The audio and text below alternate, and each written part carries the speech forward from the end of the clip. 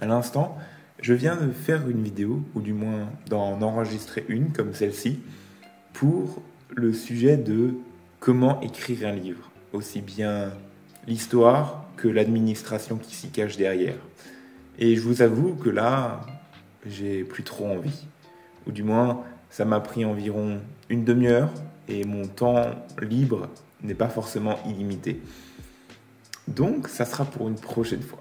Mais, et là, c'est là le sujet de la vidéo.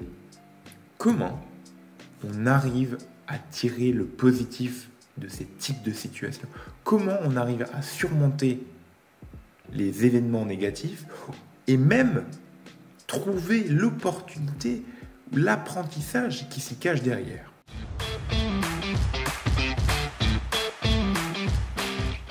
C'est vraiment cette idée d'apprécier les obstacles, les difficultés pour pouvoir en tirer quelque chose. On ne nie pas la douleur, mais on arrive à en tirer un cadeau.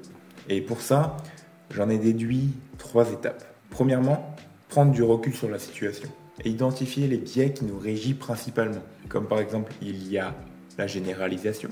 Par exemple, dans mon cas, j'aurais pu dire « de toute façon, ça ne marchera jamais, donc à quoi bon essayer ?»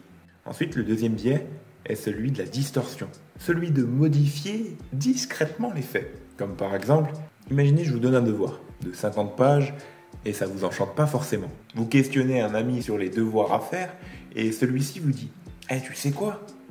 Il y a plus de 500 pages dans son truc. » Vous lui répondez « 500 pages ?» Et il vous répond « ouais, peut-être pas, allez, 300 pages, mais tu te rends compte ?» À nouveau, vous lui demandez « 300 pages ?» Il vous répond « ouais, bon, j'exagère, 100 pages, etc., etc. » Vous avez compris l'idée. Et le troisième biais concerne la sélection, c'est-à-dire celle de vouloir qu'une partie de l'histoire, pas toute l'histoire.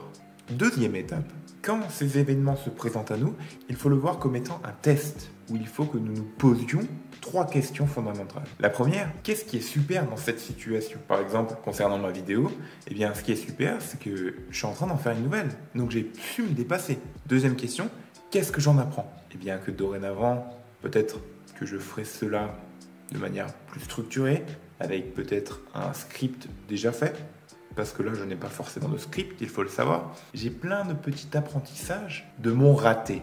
Qu'est-ce que cela m'apporte? Eh bien, ça m'apporte de la patience, ça m'apporte de l'organisation, etc., etc. Vous comprenez la mélodie. Une fois qu'on s'est posé ces questions et qu'on en a répondu, on voit tout doucement le petit switch qui s'effectue, le petit changement de perspective qui fait de cette situation non plus un échec ou une erreur, mais une source d'apprentissage. Et enfin, la troisième et dernière étape que je considère est celle de « nous ne sommes pas tout seuls ». C'est-à-dire que, est-ce qu'il existe quelqu'un dans ce monde, c'est-à-dire parmi les 8 milliards d'êtres vivants sur cette Terre, qui vit la même chose que vous, mais qui fait ça différemment, mais qui vit la chose différemment, mais qui réagit différemment. Exemple, j'aurais pu arrêter la vidéo et me dire « c'est fini ». Mais ce qui me permettrait de me motiver, c'est de me dire est-ce qu'il existe quelqu'un qui est dans la même situation que moi, qui a tourné des heures d'enregistrement et qui, malgré ça, continue tout de même et ne jette pas l'éponge au premier obstacle? Oui, forcément. Qu'est-ce que je dois faire pour être comme lui? Et bien en fait, je dois tourner une nouvelle vidéo. En tout cas, n'hésitez pas maintenant à faire ce petit exercice dans les commentaires. C'était Alban et moi je vous dis à la prochaine. Ciao.